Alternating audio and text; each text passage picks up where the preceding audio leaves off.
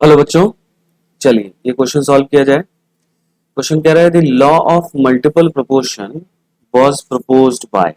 ठीक है, तो ये क्वेश्चन एक फैक्ट बेस्ड क्वेश्चन है। चलो इसको देखा जाए, इसका आंसर क्या है।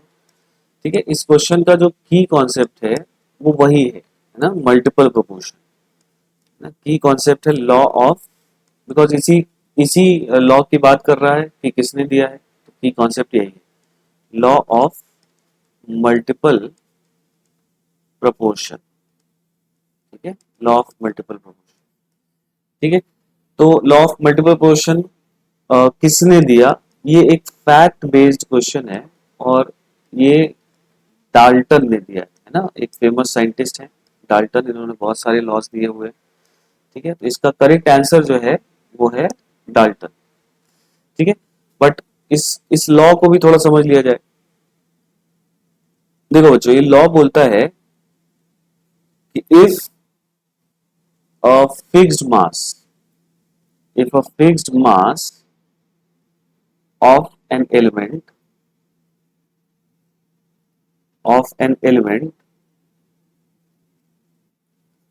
forms two or more forms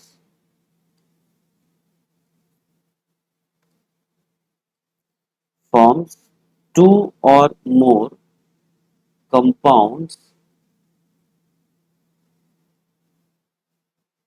with other element। ठीक है, किसी दूसरे एलिमेंट के साथ दो या दो से ज्यादा कंपाउंड अगर कोई एक एलिमेंट बनाता है, then the ratio of then the ratio of mass of second element always bears a simple whole number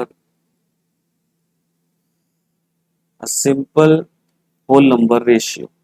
ठीक है, सिंपल होल नंबर रेशियो।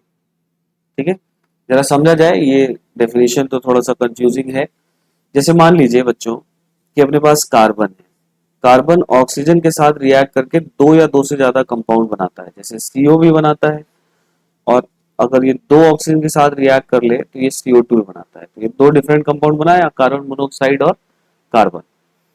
तो बोलता ये है कि अगर कार्बन का 12 ग्राम इसके साथ भी रिएक्ट किया हुआ है और ये कंपाउंड भी बनाया हुआ है, तो जो इनके मासेस हैं ऑक्सीजन के, जो यहाँ पर दोनों के मासेस का जो रेशियो होगा वो सिंपलेस्ट होल नंबर रेशियो होगा।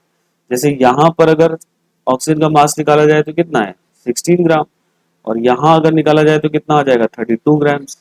ठीक है, तो जो इन दोनों में रेशियो ऑफ ऑक्सीजन का मास है, ratio of masses of oxygen, है ना, इन CO एंड इन CO2, उसका रेशियो कितना आ रहा है 16/32, है ना, ये केवल ऑक्सीजन का मास लिखा जा रहा है, तो दिस इज कमिंग 1/2।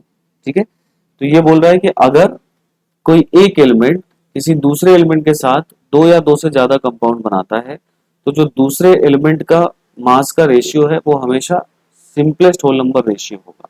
ठीक है, ये कुल मिलाकर डाल्टन ने ये बात, बहुत बड़ी बात कही थी मास के टर्म्स में। उस समय एटम्स वगैरह का डिस्कवरी नहीं हुआ था, तो उनके कहने का कुल मिलाकर मतलब ये निकल रहा था कि अगर कोई एक एलिमेंट का फिक्स्ड मास है और वो दूसरे एलिमेंट के साथ मिलकर कई कंपाउंड बना रहा है, तो उनका जो रेशियो होगा वो होल नंबर होगा। कहने का मतलब ये कि एटम्स आर क्वांटाइज्ड, मतलब किसी का अगर फिक्स्ड मास है तो वो या तो ऑक्सीजन के एक एटम के साथ कंबाइन करेगा, या दो के साथ करेगा, या तीन के साथ करेगा, या चार के साथ करेगा, 3.5 के साथ नहीं कर सकता, 2.5 के साथ नहीं कर सकता।